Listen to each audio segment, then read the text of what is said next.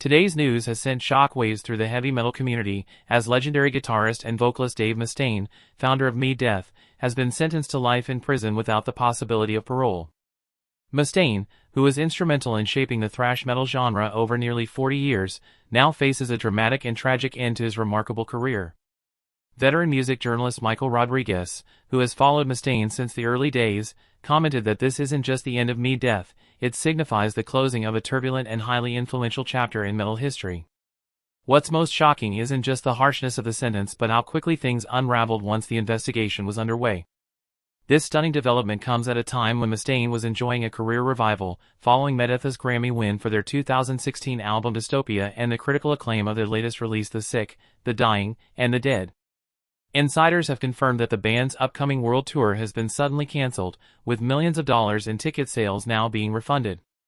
The conviction has sent ripples through the music industry, with the financial repercussions described as devastating by a senior executive at Universal Music. Yet, the impact goes far beyond money. Bandmates, road crews, and venue staff around the globe are now out of work. More importantly, the victims whose testimonies brought Mustaine to justice are finally being heard. For those less familiar with the months-long case that has dominated metal news, Mustaine's downfall began with what looked like a standard probe into financial misconduct. But as the investigation deepened, authorities uncovered a troubling history of predatory behavior spanning decades. This was carefully masked by the chaotic, rebellious persona that fans had come to associate with the metal icon. To fully grasp the weight of these revelations, one must first understand the extraordinary journey that Dave Mustaine took through the world of heavy metal. After being infamously fired from Metallica in 1983 due to issues with substance abuse, Dave Mustaine launched Megadeth with a fierce drive to outdo and eclipse his former bandmates. Dave turned rejection into rocket fuel, recalled ex-Megadeth drummer Chuck Belair. Fueled by a desire to prove Metallica wrong, Mustaine harnessed his bitterness into crafting some of the most technically complex thrash metal ever produced. With landmark albums like Peace Sells, But Who's Buying? And Rust in Peace, Mustaine cemented his status as one of metal's most distinctive guitarists and songwriters. His gritty vocals, politically charged lyrics, and blistering guitar riffs helped Mead build a dedicated international fan base, selling over 38 million records worldwide. Despite battling addiction and enduring numerous controversies triggered by his provocative remarks, Mustaine held onto his stature as a metal legend. His career, however, was marred by constant personnel shifts, with more than 20 musicians passing through Megadeth's lineup, an instability many critics attributed to his domineering and unpredictable nature. Nevertheless, Mustaine eventually found sobriety and even survived a cancer diagnosis in 2019. Music journalist Michael Rodriguez noted that his journey was widely portrayed as one of redemption, a story of conquering personal demons, embracing faith, and evolving into a respected elder figure in the metal community. That carefully crafted narrative has now been upended.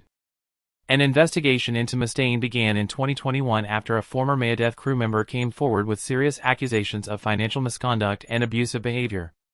What started as a complaint about unpaid wages and unsafe working conditions quickly unraveled into something far more disturbing. Lead prosecutor Rebecca Williams stated that the case soon exposed a long-standing pattern of misconduct. Multiple individuals, whose stories span decades, described a recurring abuse of power by Mustaine. Fearful of retaliation due to his influence and known vindictiveness toward critics, many had stayed silent for years, adding further weight to the allegations. Former Megadeth guitarist Marty Friedman, who had previously kept quiet about his 2000 departure, gave a testimony that shocked fans. Friedman described working with Mustaine as psychological warfare, highlighting the stark contrast between the charismatic, public-facing Dave and the private one who allegedly exploited others' weaknesses and seemed to derive satisfaction from their distress. He shared disturbing stories that went well beyond normal band tensions, including claims that Mustaine deliberately undermined opening acts that received too much acclaim from the audience. There were allegations that Mustaine had deliberately sabotaged other performers by tampering with their sound, damaging equipment under mysterious circumstances, or cutting their stage time short. Guitarist Marty Friedman remarked that Mustaine's compulsive desire to control everyone around him was unmistakable. One of the most impactful testimonies came from former bassist David Ellefson, whose highly publicized exit from Megadeth in 2021 had already drawn attention. Ellefson admitted, "I spent most of my career making excuses for Dave's behavior." His statement shed light on the toxic atmosphere that had persisted within the band for years, ultimately playing a role in the deterioration of Mustaine's legacy. Ellison further testified that he had spent years convincing himself that Mustaine's conduct was merely the result of artistic pressure or the stress of preserving the band's success. He acknowledged that he had been mistaken and that his silence had contributed to the harm suffered by others. As the investigation progressed, prosecutors uncovered evidence of even more troubling criminal acts. Several women came forward, accusing Mustaine of using his influence to pressure young female fans into compromising situations backstage at Megadeth concerts during the 1980s and 1990s. Detective Sarah Johnson, who led the investigation, stated that the pattern of abuse was both deliberate and systematic. Vulnerable fans, often grappling with their own substance abuse issues, were isolated from their friends and promised access or career opportunities, only to end up in inescapable situations. The prosecution introduced damning pieces of evidence, including marked backstage passes, personal journal entries, and, most disturbingly, a collection of Polaroid photographs found in a storage unit rented under an alias tied to Mustaine. Digital forensic experts testified that the photos, which dated from 1987 to 2004, featured individuals who appeared impaired or unaware they were being photographed. Prosecutor Rebecca Williams emphasized that these weren't just examples of rockstar excess, but instead revealed a deliberate strategy of preying on vulnerable individuals, with the photos seemingly kept as trophies. Former tour manager Ray Wilson added to the evidence, describing an organized system that enabled and concealed Mustaine's actions. He spoke of coded language and color-coded passes used by crew members who were aware of what was taking place. Those of us who knew had to choose, stay silent or lose our jobs, Wilson testified. I'll carry the burden of my choice for the rest of my life. The revelation sent shockwaves through the heavy metal community. Many artists found themselves forced to reconcile their past admiration for Mustaine with the horrifying portrait emerging from the courtroom. James Hetfield and Lars Ulrich of Metallica, both of whom had a complicated history with Mustaine, released a joint statement expressing deep dismay. "We are devastated by what has come to light," they wrote.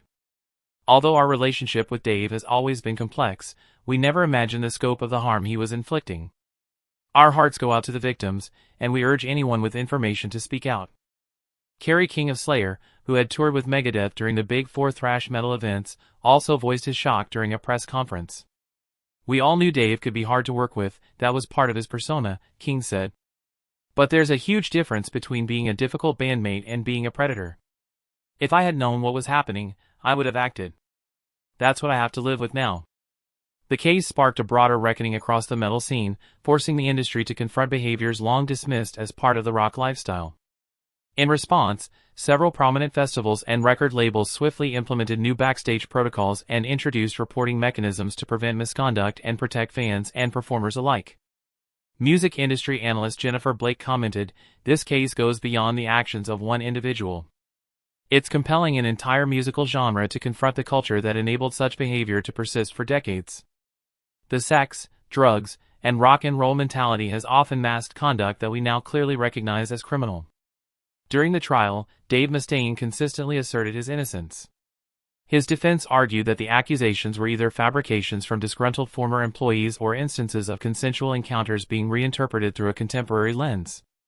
Attorney Robert Coleman positioned Mustaine as a scapegoat for a broader pattern of misconduct that was once tolerated within the industry. Dave Mustaine is being judged by today's standards for actions that were commonplace in the 1980s and 1990s, Coleman said. He's being targeted because of his fame and outspoken nature, while many others who engaged in the same behavior remain unpunished. To support their case, the defense called several character witnesses, including musicians who had positive professional relationships with Mustaine. Guitarist Kiko Loureiro, who joined Megadeth in 2015, described Mustaine as a tough but fair leader. "The Dave I know is nothing like the person described in these allegations," Loureiro testified. "He gave me a chance when many had dismissed him, and he always treated me with respect." When Mustaine took the stand, he made a striking impression. With his signature red hair now streaked with gray, he firmly denied the most serious claims, though he acknowledged that he could be difficult to work with at times. "I'd never pretended to be perfect," Mustaine said. "I've battled addiction, said things I regret, and had conflicts with bandmates, but I have never committed the kind of acts I'm accused of. These claims are either misunderstandings or malicious attempts to bring me down for personal or financial reasons." Despite his defense, the jury was not convinced.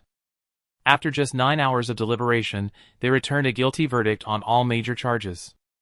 Witnesses in the courtroom described a visible shift in Mustaine's demeanor, his expression moving swiftly from confident to shocked, then to angry. It was as if all the different versions of him that witnesses described came to life right there, said courtroom reporter Michael Chen. The facade dropped completely, and for a moment everyone saw the person the victims had spoken of. 3 days later, the sentencing hearing proved just as intense. Several survivors delivered emotional statements detailing how Mustaine's actions had impacted their lives. One woman, known only as Jane Doe No. 3, shared how an encounter backstage at a 1993 concert led to years of addiction and emotional trauma. "I came to see someone I admired and left with emotional scars that never fully healed," she said. "For years I blamed myself, thinking I had somehow caused what happened. Only now, after hearing so many similar accounts, do I realize I was targeted and manipulated by someone skilled in predatory behavior." When given the chance to speak before sentencing, Mustaine stood by his claims of innocence and insisted he was being persecuted for his outspoken nature. "Throughout my career I've made enemies by refusing to conform and speaking the truth," he said. "This sentence is the price I'm paying for that honesty. History will clear my name even if this court won't." Judge Eleanor Ramirez remained unswayed as she handed down the maximum sentence. She cited not just the severity of the offenses, but what she described as a complete lack of remorse and a strong risk of future misconduct. "Mr. Mustaine, the evidence shows not isolated incidents but a calculated pattern of abuse stretching over decades," Judge Ramirez stated. "You exploited your fame, influence, and the loyalty of your fans as tools of manipulation. The court sees no indication of rehabilitation or even the basic acknowledgement of the harm you've caused."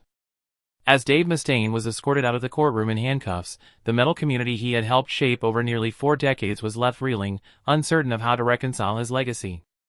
Music platforms reported a noticeable decline in Megadeth streams, while radio stations around the globe quickly removed the band's tracks from their rotations.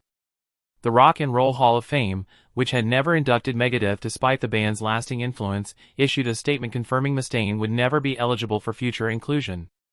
For longtime fans who had followed Mustaine's turbulent yet impactful career, the news was especially hard to comprehend. Social media erupted with a wave of mixed responses. Some expressed disbelief and sorrow, while others claimed they had always suspected something unsettling beneath Mustaine's public persona.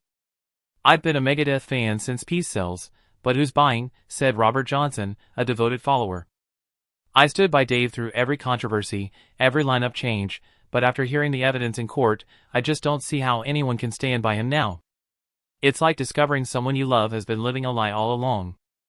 Mustaine's transformation from thrash metal icon to convicted criminal presents sobering lessons about fame, responsibility, and the perils of idolizing public figures. His story shows how immense talent can exist alongside profoundly troubling behavior, and how the music industry has too often turned a blind eye in favor of profit and popularity. More crucially, it reveals how those in power can carefully craft a public image that hides their misconduct for years. One victim advocate summed it up clearly: the issue wasn't only Mustaine himself, but a system that valued entertainment above safety, celebrated talent over integrity, and silenced victims in the name of business. The case has triggered intense reflection within fan communities. Many devoted Megadeth listeners are now grappling with how to separate their love for the music from the actions of the man behind it. "Can I still enjoy Rust in Peace knowing what I do now?" asked one fan in a widely shared online post. "Does appreciating the music mean I'm excusing the artist?" These are challenging, deeply personal questions. Experts in music and ethics have joined the conversation, generally agreeing that there's no one-size-fits-all answer. "It's up to each individual to determine where they draw the line," said a cultural commentator. Rebecca Torres emphasizes that what's essential now is that we no longer allow someone's artistic contributions to shield them from accountability. As the metal world continues to absorb the magnitude of this fall from grace, one thing has become clear: Dave Mustaine's story will be remembered not just for his musical achievements, but also as a stark reminder of the consequences of unchecked power. It underscores the need to believe victims, challenge celebrity immunity, and recognize our collective role in holding even the most revered figures to account. In his final words before sentencing, Mustaine quoted a line from Megadeth's Symphony of Destruction: "Just like the Pied Piper led rats through the streets, we danced like marionettes swaying to the Symphony of Destruction." The irony was undeniable. Once a critic of power's corrupting force, he had become its very embodiment. The symphony is over, but the destruction lingers. That's it for now. Thank you for watching. If you enjoyed this video, be sure to like, share, and subscribe to Exploration Nexus for more insightful content every day.